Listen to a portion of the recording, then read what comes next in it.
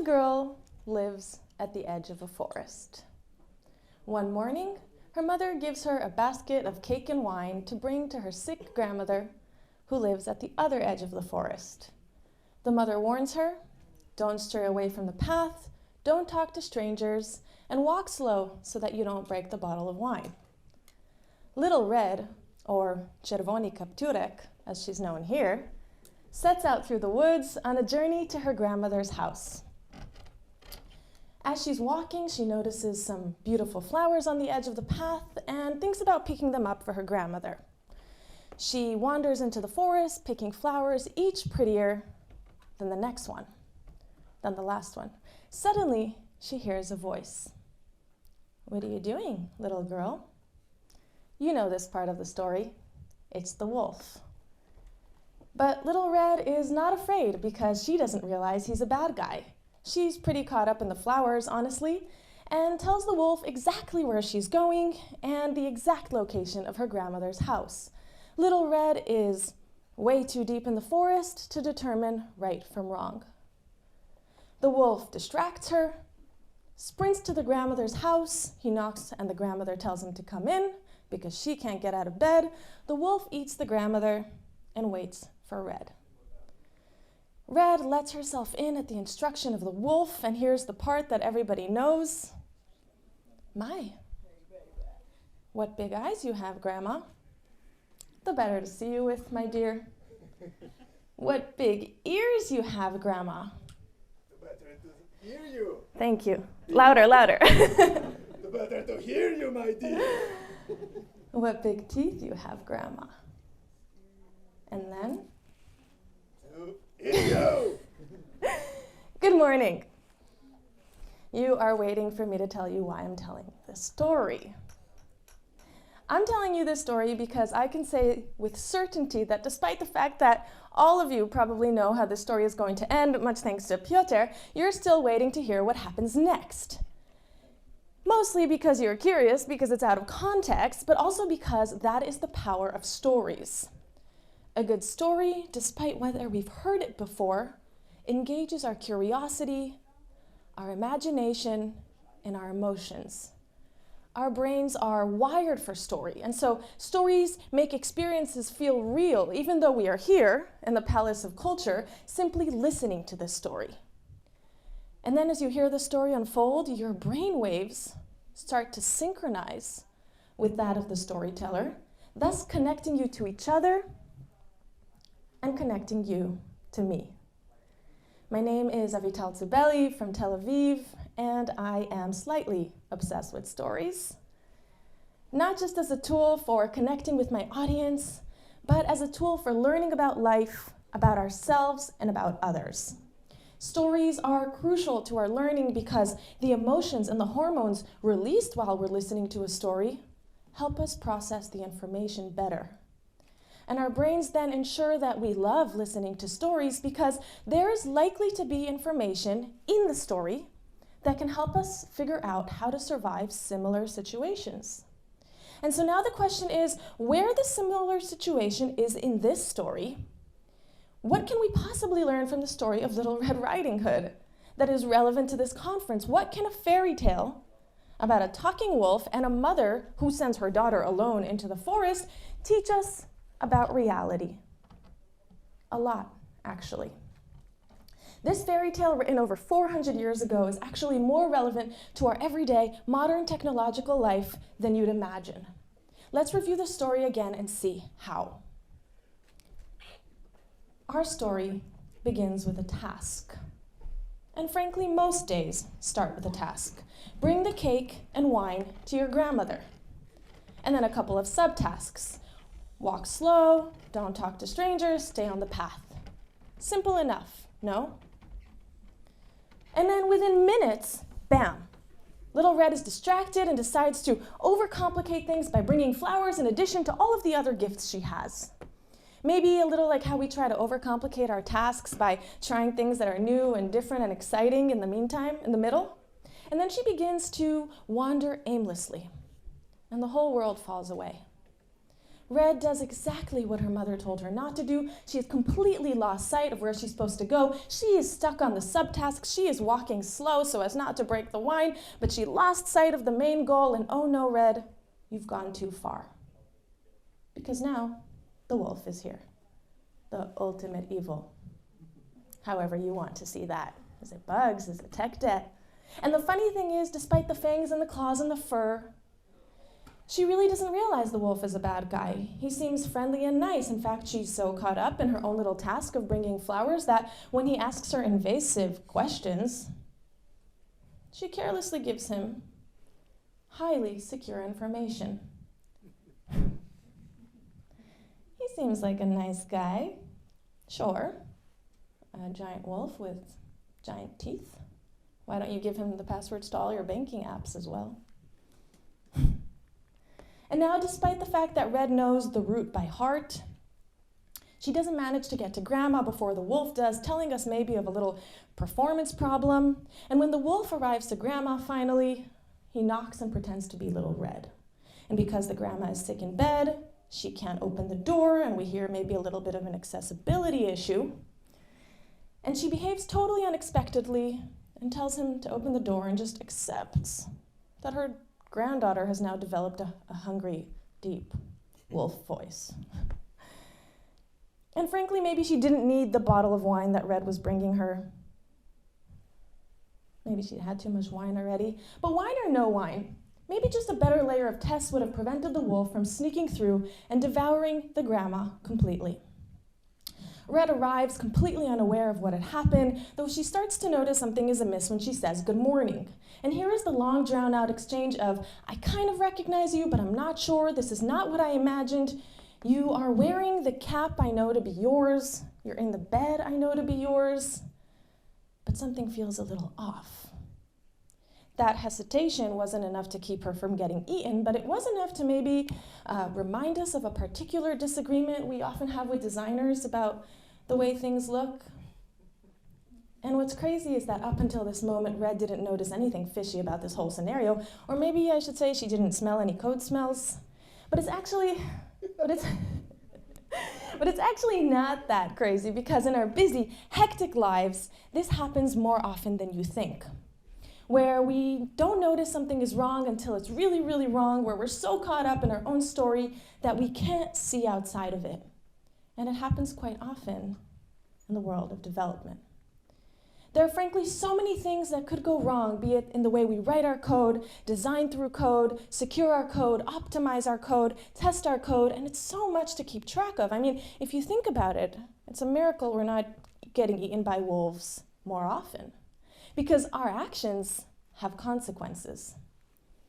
But let's consider the fact that literally none of this would have happened if Red would have just listened to her mom.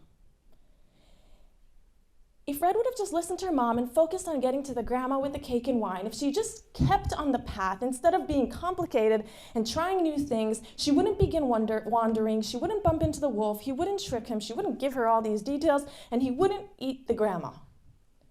Moral of the story? Listen to your mom.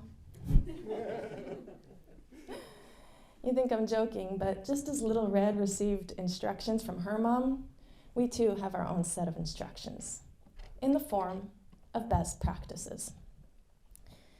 These best practices exist because somewhere along the lines there's a story of something that went very, very wrong. At various points in the history of development and until this point, a bunch of people realized that something wasn't working, wrote some publications, which then gained so much popularity and became so adapted that they were immortalized as a standard. Best practices exist to solve a whole lot of problems and patterns, a handful of which we saw in the 17th century fairy tale. And these best practices are things we learn about, read about, go to conferences to hear about. How to write cleaner code, nicer CSS, how to reuse components, how to secure the front end, how to write better tests, and on and on. And we are meant to learn from these practices and become better developers. And yet, despite the number of conferences that we go to, somehow we still have bugs, we still write useless tests, still find ourselves writing messy code, still make ugly fixes in the nick of time. So what could we be doing better? Well, for starters, we need to know our reasons. Let's take it back to the mom for a second. Sweet lady, well-intentioned, but she made a couple fatal mistakes. Not only did she send her much plumper, probably tastier little daughter into the woods by herself, she also didn't give clear enough instructions. It stands to reason that if mom would have said, go to your grandmother and don't talk to strangers on the way because there are wolves and other animals that like to eat little girls and also little old ladies, then probably upon encountering the wolf, Red would have exercised a little more caution. Or better yet, she would have understood that stay on the path and get straight to grandmother's are the only important tasks here. Red didn't understand the why. Being aware of the why or the story behind why we do things helps us understand exactly how to do them and what path we need to get there. It can prevent us from getting distracted and complicating things. It helps us communicate what we're doing, and here it comes, it makes us better storytellers. But to find our why, we need to know who our audience is, because only by knowing what your audience wants can we determine how to do things. You may think as front-end developers that your audience is the user, but I'd like to suggest otherwise. Because in the no time for anything life that we live in, if the only reason we're doing things is for the user, then we're going to scrap together the quickest, ugliest thing we can as long as it works, because why wouldn't we? They're not going to see how we did it anyway. But if we consider that we're writing a story for someone else to read, well then things look a little different, because someone else is going to need to use and maintain and understand what we've built. And to do that, they need to understand what we did and why. And that someone, be it your teammate, someone in another country that you've never met, or you in 2 months, that developer is your audience. This is a story for them. And we've been preparing for days or even months or years to tell that story, because we are the storytellers. So how do you tell a good story? What does a good story need? Well, for starters, it needs a hook, a way to attract the audience, to give them a reason to invest in your story at all. They need a glimpse into what your story has to offer, a little bit about the plot, a little bit about the characters. They want to know who wrote the story. They need to connect to the story, kind of how I connected you to Little Red Riding Hood at the beginning of this talk. As developers, unfortunately, we create this connection through documentation. Docs will describe what problem you're solving, the technologies involved, but not necessarily how you did it. Docs will tell the reader that there is someone on the other side who cares about this code. They act as a teaser, and if it's relevant, if it's interesting, then you've drawn the developer in. Once the audience is drawn in, we want to engage, make suggestions for the plot. Imply what's going to happen, but not necessarily how we got there. We need to keep them focused and not overwhelm them with details that aren't necessary yet. We're keeping it light because this part of the story, the beginning of the story, this is the danger zone. They're not totally invested yet, so we need to get them. Much like this test, it allows someone to understand without too much commitment. It gives us the basic idea, tells us what's supposed to happen, but doesn't bog us down with too much information immediately. Thank you to Jonathan Krah for this beautiful test. It tells us enough to keep us focused, but doesn't overwhelm us with details that we don't want. And now that the audience is engaged, we can start creating curiosity or building up to the plot, the main idea. Creating small challenges and small subplots, giving personality to the characters, but we are giving away only small bits of information at a time to make it easy to read, easy to understand, and easy to keep turning pages. Easy. That's what we're going for with code like this. It gives us the basic picture, small bits of information at a time to make it easy to read and easy to understand. We don't know everything yet, but we're beginning to see the big picture, the main idea. And for reference, let's compare it to code that looks like this, which gives away too much unnecessary information, is distracting, and is really annoying to read. Kind of like a philosophy book, something you wouldn't pick up for easy reading. Unless that's your kind of thing, of course, but I've never heard of anyone say they enjoy the cognitive load of reading complicated code. Oh, that rhymed.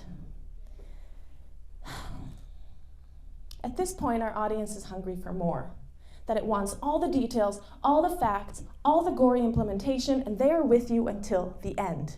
Because you not only wrote a beautiful story, you've consistently used beautiful language, ongoing themes, descriptions, and images that made it easy for them to visualize the setting and the landscape.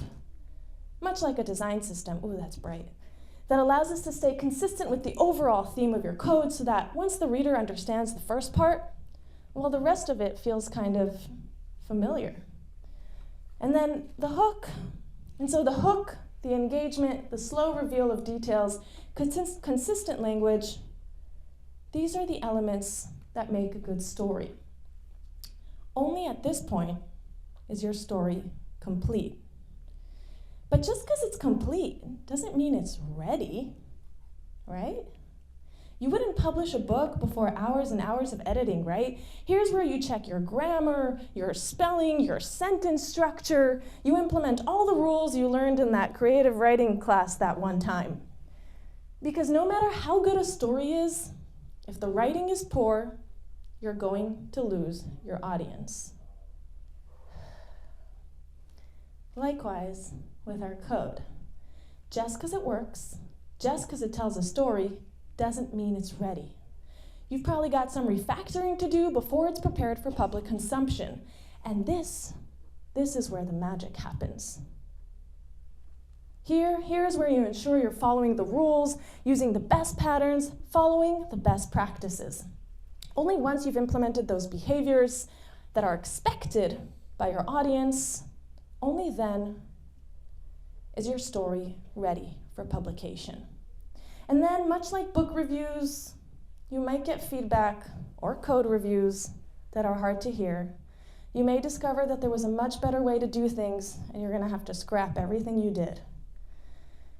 But that's what we're here for, to keep learning, to keep iterating, to keep striving for excellence. Because this is for our audience. There is a version of Little Red Riding Hood that tells that after the hunter saved Little Red and the grandma, the wolf came knocking again. Now, if this would have happened before the entire ordeal, Little Red, being kind of like airheaded as she is, probably wouldn't have thought twice before opening the door for the wolf. But they learned from the story, and now there's a why. Don't open the door, because there's most likely a wolf there who wants to eat us. We're going to rewrite this story and devise a plan to get rid of him altogether. Because at this point, we know what's going to happen. And it becomes our responsibility to look at the mistakes we made, avoid making them again, and prevent others from making them in the future. And so today is not just about networking and listening to cool talks about cool things. Behind the talks you hear today are the people who had experiences that are being shared with us. Behind each talk is a story, a reason, a lesson to learn, events that took place so that we don't need to reinvent the wheel. We are so lucky to live in an age of so much information, so many opportunities, and so many different audiences. So pay attention to the stories lurking behind each of those presentations. Today, you are the audience being drawn into the magic, the curiosity, the imagination. But tomorrow, you'll be the storyteller.